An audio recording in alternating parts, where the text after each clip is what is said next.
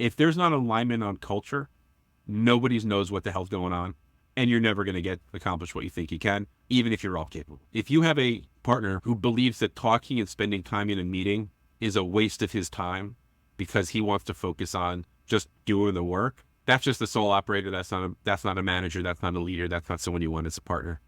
It's time to let them do what they want to do and then go build your own future. Welcome to the FlyWheel Effect, the podcast where ambition meets expertise in the world of luxury home services. Whether you're an entrepreneur, a small business owner, or a forward-thinking professional, this is your platform for growth, profit, and prosperity. Each episode, we dive deep into how to leverage data for smarter business decisions and share insights that help you transition from technician to visionary. Let's jump in.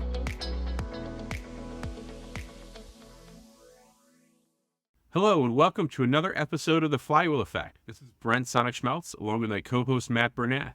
All right, we're excited to jump into an interesting conversation today. Again, following up on a previous episode that was, I think we went great, diving into team culture and how to build it and how to cultivate it well. Matt, how are you doing today? Man, it's an awesome day, another wonderful week, and looking forward to incredible weather this weekend. I get back on the paddleboard here in the beach in Orange County. Excited about that. Love the weather and a chance to get out in the sun for a bit. Matt, on your paddleboard, are you a paddler straight line or are you on the wave? Straight line. So it's a harbor and marina paddling. All right, gotcha. Yeah, it's fun. I've not done the waves before. It's fun. It's a little different paddling into a wave. I got to tell you, it's like because your balance, because you're only paddling on one side, is a little bit off. But once you get it, it's really great to go out really far. So I'm a ocean man myself. For me, what's actually interesting is, and this is, my wife would probably kill me for saying this. So I told her to take my kids to the diner recently for lunch. She was out. She said, "Where'd she go to lunch?" She said, "Go to the diner." So I go to the diner with the kids, and it's great.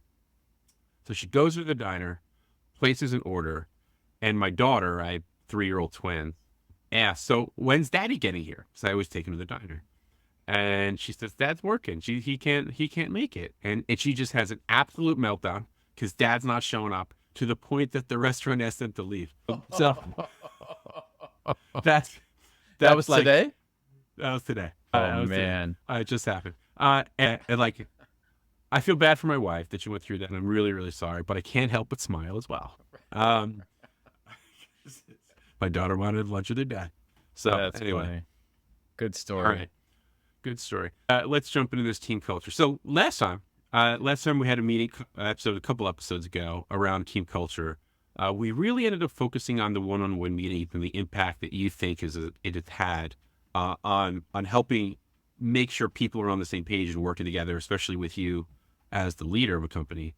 But I want to take this one a little bit further, right? So a little bit more around, so what are the kind of aspects of the team itself, not just your direct leadership, that can really drive a team? I know it's such a hard question, right? Like everybody's different, but there are some key things that I think are applicable across all teams. Yeah, I agree. I think there's a few things that come to mind for me. And these are all discoveries from failures, like so many things, right, that we experience. And then also as a result of listening to the team. And I think over the years, I've figured out that while it can be counterintuitive and quite scary, being transparent with the team, even about the numbers and the financials of the business, are really important. It actually creates a trust bond. And what I've recognized is that if you're not managing the story that's inside of their head about the financial aspect of the company, they're creating their own story, right? So that's, I don't know if you've found that to be true in your experience, but transparency is pretty key. It's interesting. Like, everyone says, "Oh, I don't want them to know how much money I'm making because then they're going to ask for a raise." Like, that's what you hear business owners say. Right. The reality of it is they almost always think you're making significantly more than you actually are. Right. Yep. And if they think you're making millions and millions of dollars, even when you're not, they just think you're riding them and just taking advantage of the situation. So by being transparent, especially when businesses have any sort of seasonality or cyclicality to them, so that they understand the difficult strain that you go through to make sure that their paycheck comes through every single week, or, it's not a paycheck anymore, but direct deposit every other week, as opposed to them suffering through the ups and downs of the business. That's where accountability, that's where that transparency can really have a huge impact. Yeah, I agree. I think where, when I brought this up to some of our members and, just other business people I talk to who have been against the idea, they'll ask, well, like where should I start? And I think starting simple is really important. And you can't expect to share with employees all the details of the financials and have that land for them. Because, we work with a lot of business owners who don't even understand their own financials, and they are the business owner, right? So what are the chances that showing a P&L to somebody, or even talking about the components of profit and loss or balance sheet, what are the chances that's going to land on an employee and they're going to make sense of it right out of the gate? It's pretty low. And again, not talking down to employees, they're just not exposed to that stuff, many of them, right? And even some, middle managers or leaders in the organization haven't been exposed to those things. So I think my recommendations have been in those cases where people ask me like, hey, where do I start? I think it starts with business education and saying, hey, you know what? I'm going to start filling you all in on some of the strategies and tactics that we use on the financial side of the business so you can understand what's happening. Teaching them a little bit about the components of profit and loss, or the components of balance sheet, I think are really, really important. And then you start to roll out, okay, now that you understand what these components are and the bits and pieces that make up the financials of a corporation or a company, let's talk about where we stand as an organization and how you impact those outcomes. Are you in favor of sharing the entire P&L? Like, I think balance sheet's another separate question that, it's very hard to understand. But let's just focus on the P&L. I don't think I ever share the cash flow because no one's going to ever understand the cash flow statement. Right. But the P&L, are you sharing the whole thing? Or do you think it's best to pick the key metrics that let them get a picture of how the business is doing? Do you think it's two different ways to go about it? Yeah, I think the whole thing can be really confusing for all but, a small percentage of them. So I really focus on the key metrics. And really, it's the key metrics that drive the business forward or keep the business from moving forward, and the key metrics that are related directly to their role. So, for example, if you have a production team or a service team, some kind of labor, helping them to understand labor margins and how that impacts the overall performance of the organization. And then how those labor margins, for example, a gross labor margin, how that translates into efficiency and ultimately to the bottom line. And I think kind of giving them that information in bits and pieces helps them to understand the work that they do today, how it impacts the overall success of the organization.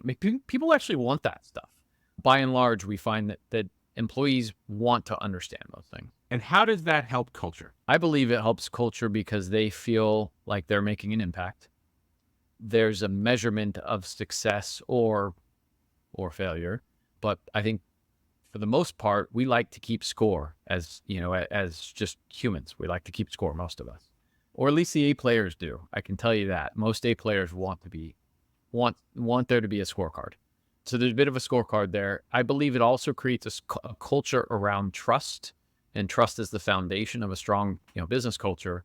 In that I trust the owner that they're making the right financial decisions. I trust that the owner actually understands their financials.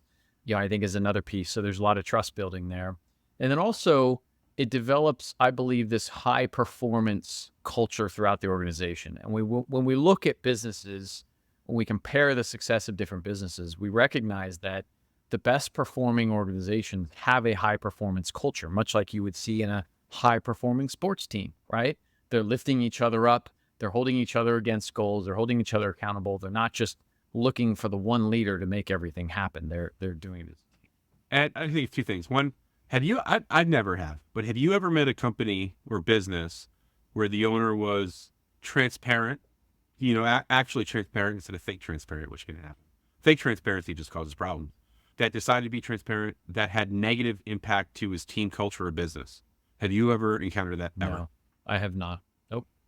Right? Like all these fears are just unfounded, even though every single business owner has one. Absolutely. Right. Yeah. The other point I like to make is think of public companies who we acknowledge are the largest, most powerful companies in our country or the world.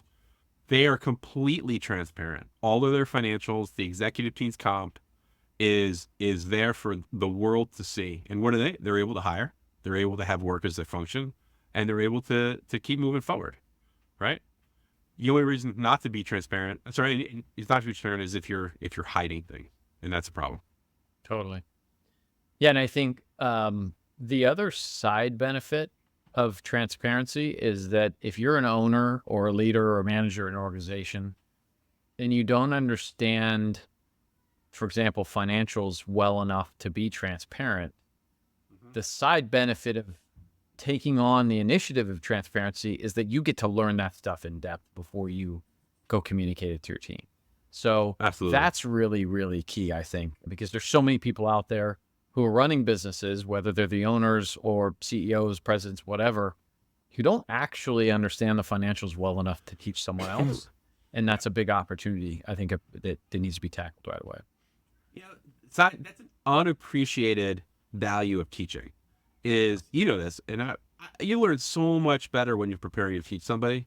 Like, I'm sure you do a lot of teaching. I teach university. I know that my subject matter, whether it's financial accounting or First Amendment law, having to prepare for that session every week or every twice a week, I mean, I'm an expert. I know exactly what I'm talking about before, even though before I thought I was, but I really wasn't. So yeah, if you want to learn, teach. That's a really great point, man. It reminds me of the preparation that I did for Lightapalooza this year. Lightapalooza is a big lighting, custom lighting focused trade show, and it's grown every year. And for 2024, I said, hey, I want to lead as many classes as I can, even if they're outside of my comfort zone. I enjoy teaching, I enjoy presenting, I enjoy working with audiences, and so I signed on for a couple of sessions that I was not an expert on. Pretty technical lighting types. They were business related, but the business of lighting is something that I wasn't an expert on at the time. So thankfully, I had a few months to prepare, and I just got a bunch of subject matter experts together, and I dug in and I prepared for this, and I felt like by the time I presented, I had become the expert because I set a high standard for the presentations that I do. So I needed to make sure that I was fully organized. But 3 months prior, I didn't have that knowledge. I didn't have that expertise. But to your point, you have to learn it at a deeper level if you're going to teach somebody. You can't just learn it at a surface level. Yeah, and for an owner to understand their financials that deeply, how powerful is that? Right? Man. Like, it's massive. So be transparent, learn, and move on, right? Like, keep going and just do it over and over again. Yeah. All right, so I think we covered transparency pretty well and why. Now let's kind of get into the next phase. Let's talk about hiring and how you hire someone and how you think that, how you think they're going to work with the team and what are some of the factors that drive that. And then how do you determine if they are or are not going forward? Yeah. Man, this is wild because throughout my entrepreneurial journey, I would say if I look at the time span of how long I've been an entrepreneur, which is now, I think, more than 20 years, there's a large portion of that time where I've sucked at hiring.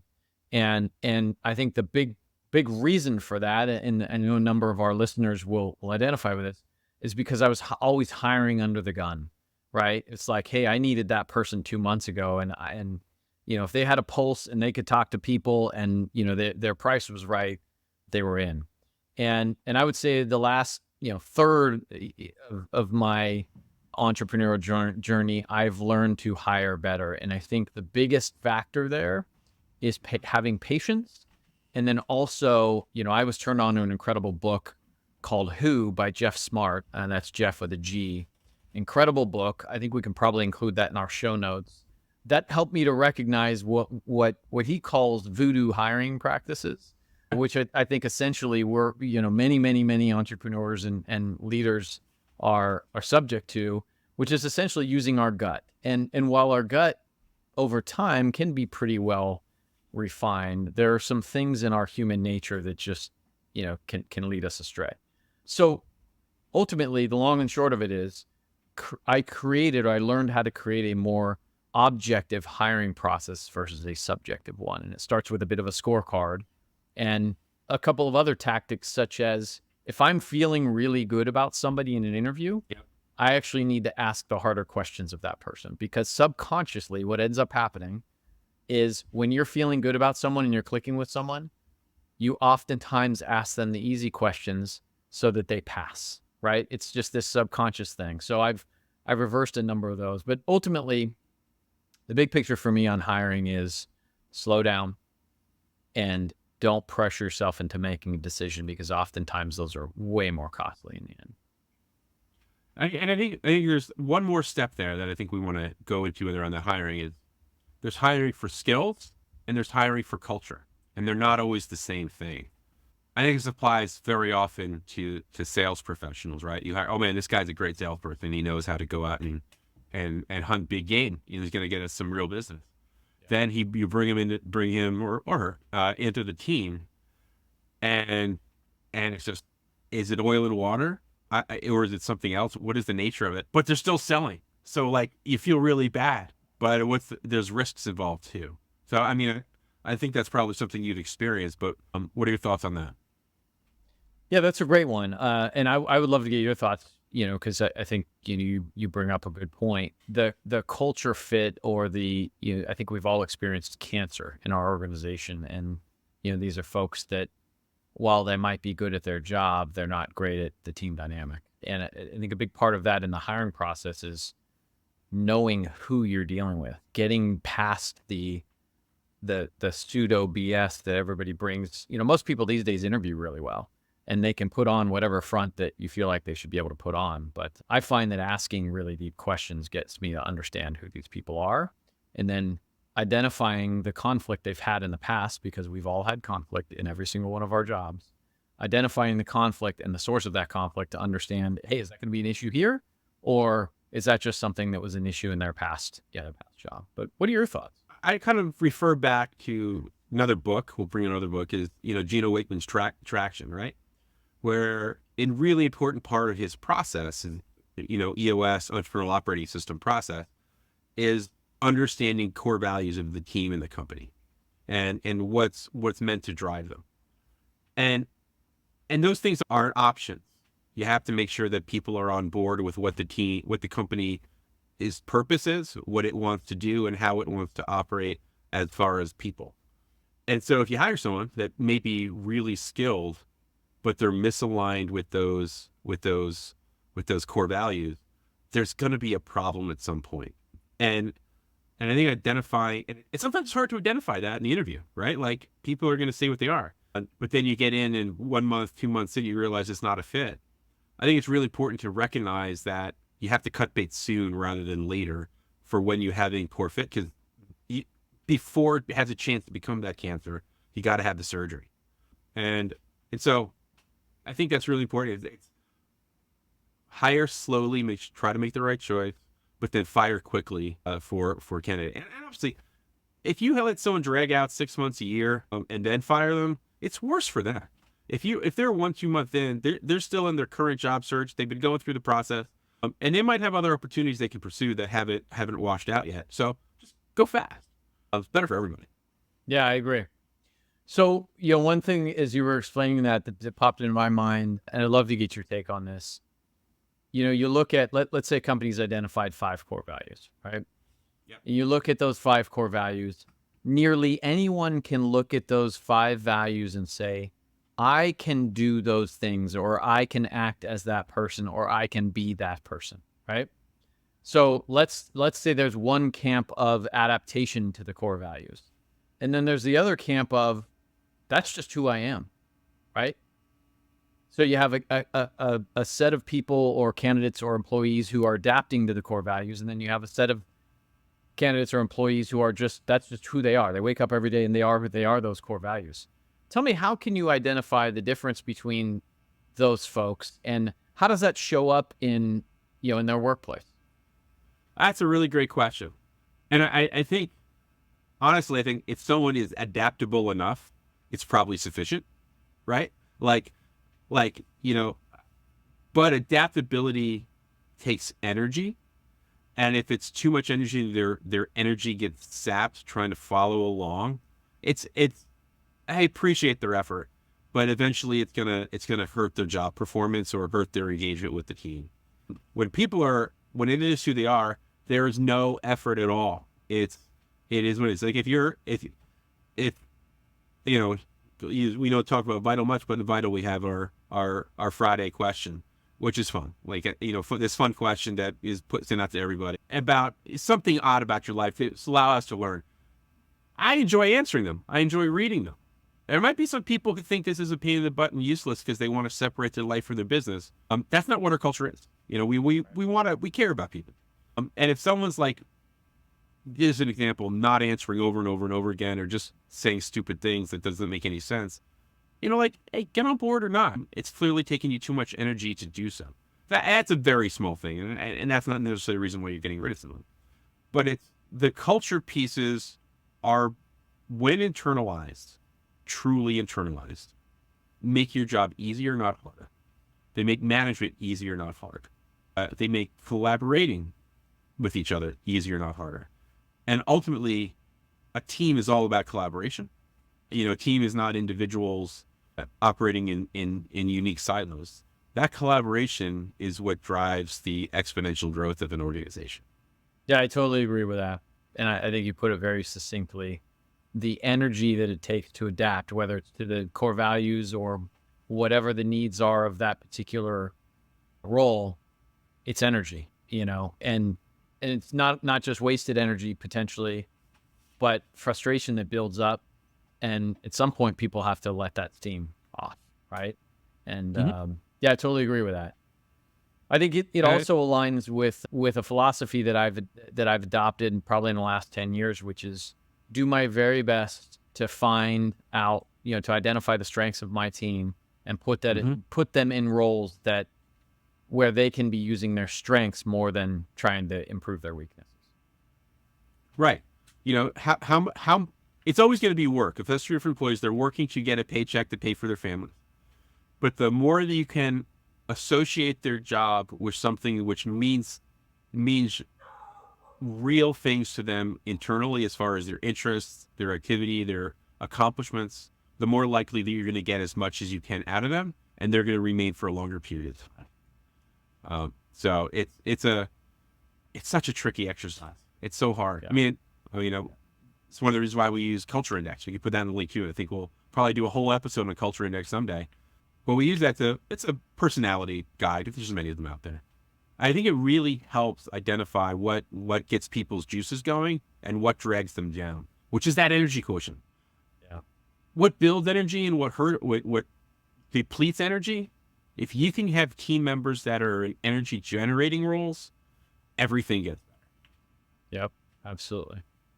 And it's so hard, especially for either fast growing businesses or businesses that are maybe not as profitable, meaning you don't have as much reserve bandwidth, right?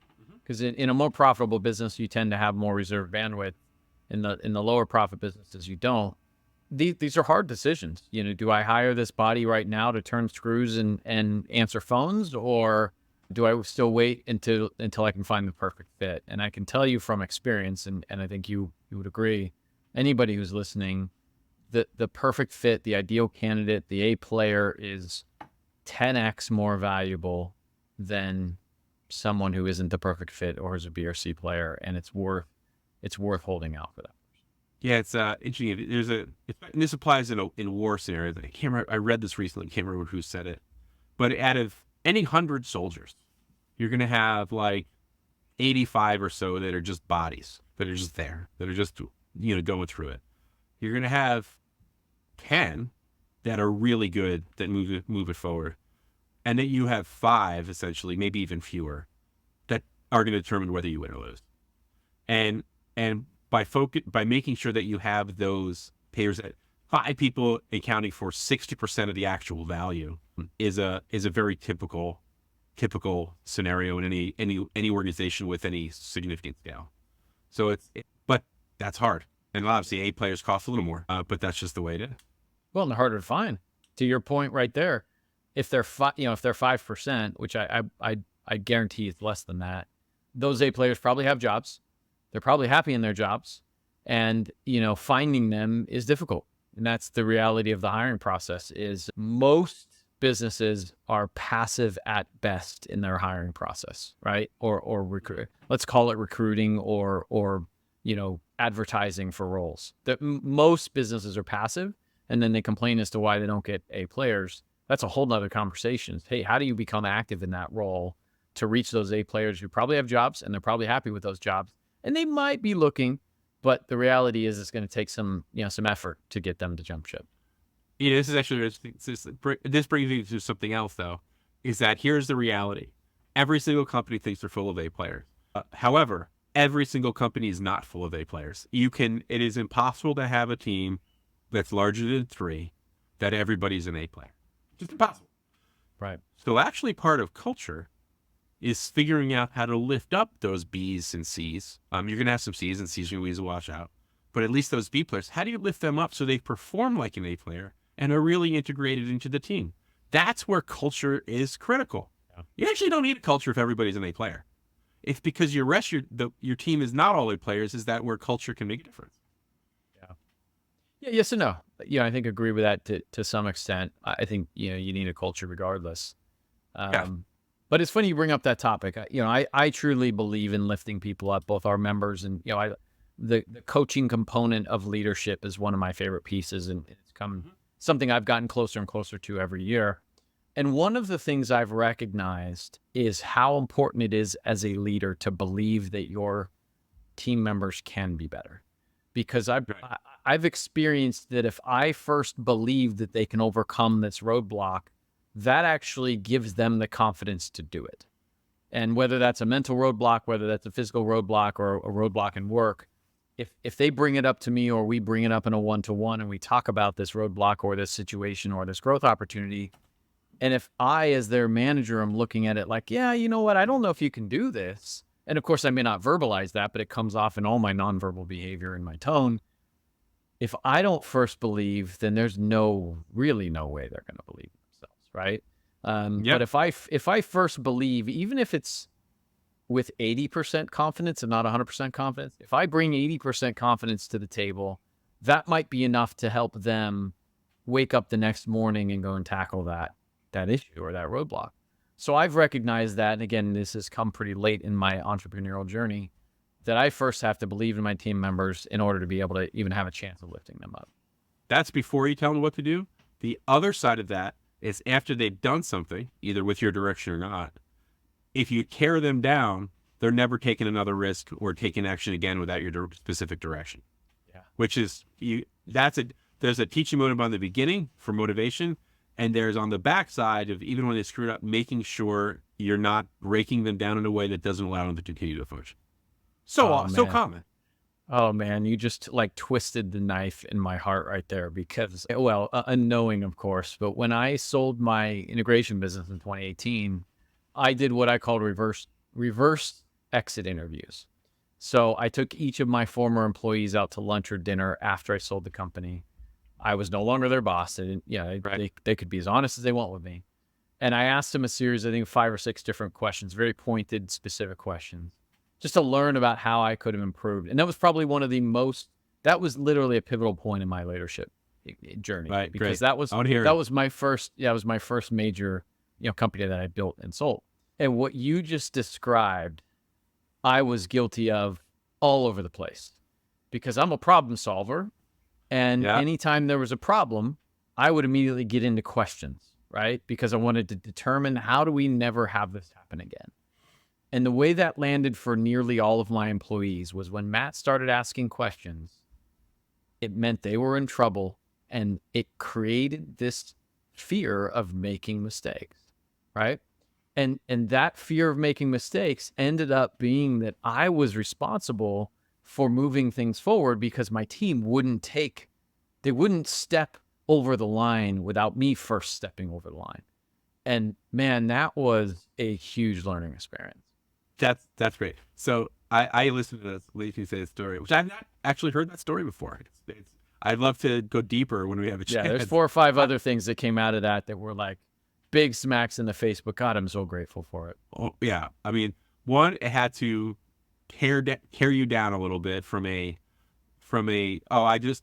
built this company, I sold it, I'm doing great, puffing shoulders, and just kind of dropped a hot pan of water on your face, right? Like, oh my God, how much better? What maybe you didn't think about, but which is true, is because of that, your team's performance may have been suppressed. You might have actually cost yourself a lot of money.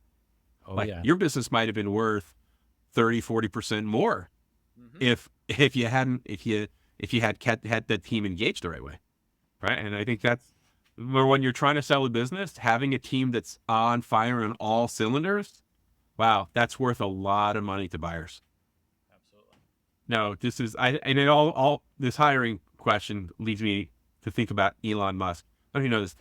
First 2,000 employees of SpaceX, 2,000 hires. Some people washed out, so it's not that size of team. Were all personally interviewed by Elon Musk. I mean, he's doing so much, but he viewed such value in the team that everybody, down to the janitor, if they're a employee of SpaceX, was interviewed by him. Until it's 2,000 is a big company.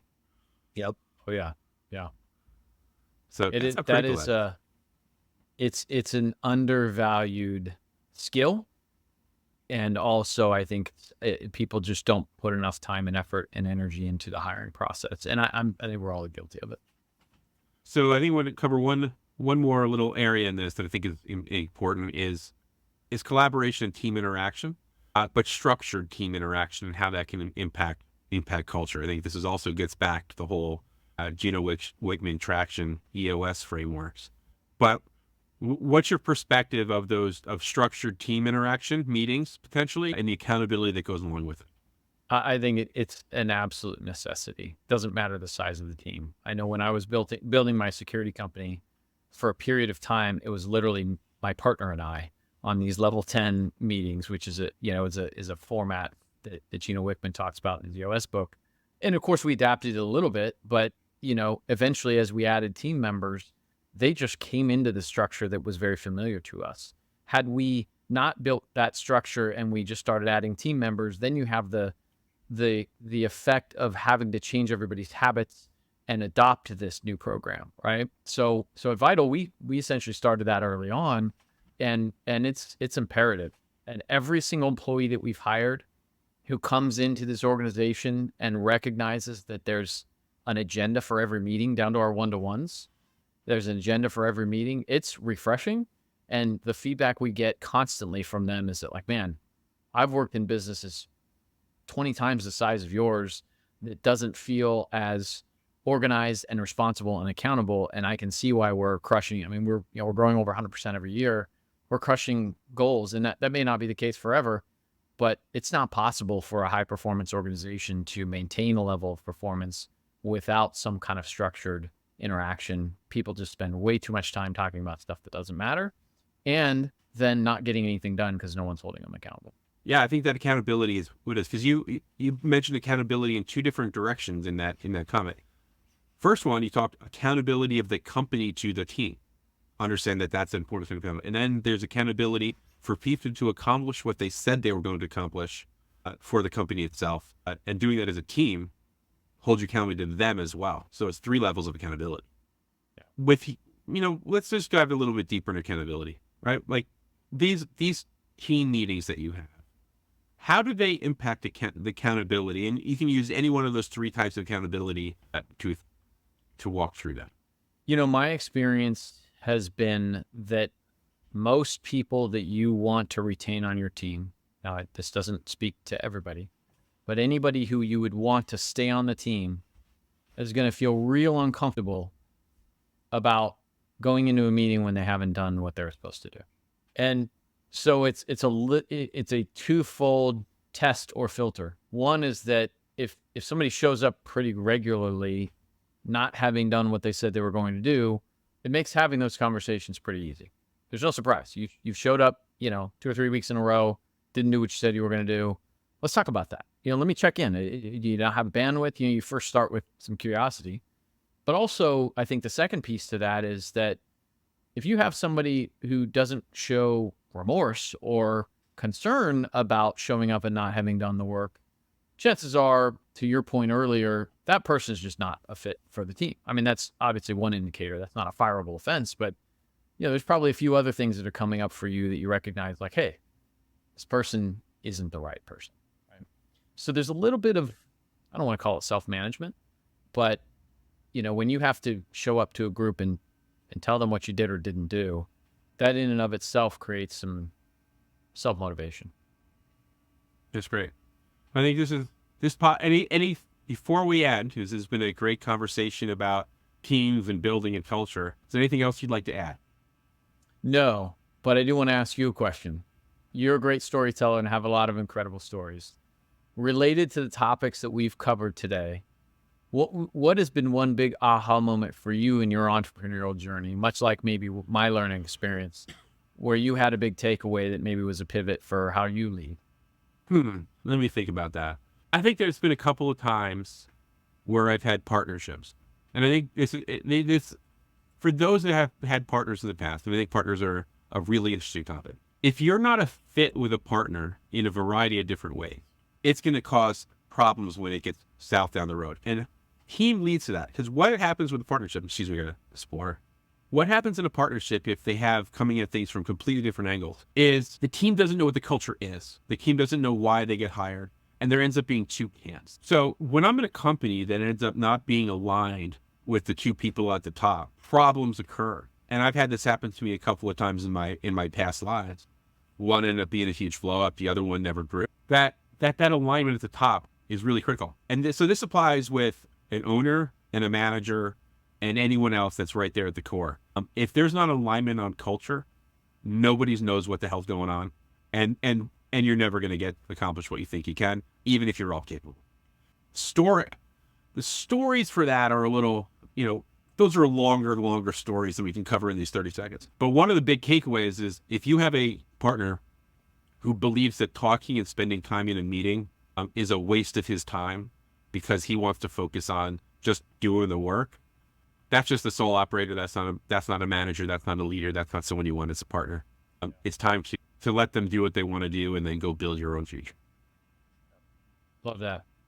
There's definitely a continuum of meetings. There's the no meetings, and then there's the long ass meetings that nobody wants to attend, right? Yeah. There's some space in between where you have an effective meeting. And that probably could be a topic all in and of itself. Yeah. I'm a big fan of the 15-minute meeting. Let's bang it out and then go. So, well, cool. This has been a great episode, Matt. Thanks for joining and thanks for having this wonderful conversation. For those of you listening out there, if you have enjoyed this podcast, please do one of three things. Is all we ask. You don't have any advertising. Drop us a like, give us a review, preferably 5 stars, or share it with someone who you think will find it valuable or interesting. So until next time, this is Brent Sonnek-Schmelz and Matt Bernath with the FlyWheel Effect. Awesome. Thanks, Brent. Thank you. Have a great day. Thank you for tuning in to the FlyWheel Effect. Our journey through the intricate world of luxury home services continues to be fueled by your passion for excellence and innovation. If you found value in our conversations today, don't forget to follow us wherever you get your podcasts. More insights and resources. Visit us online at growwithvital.com. Until next time.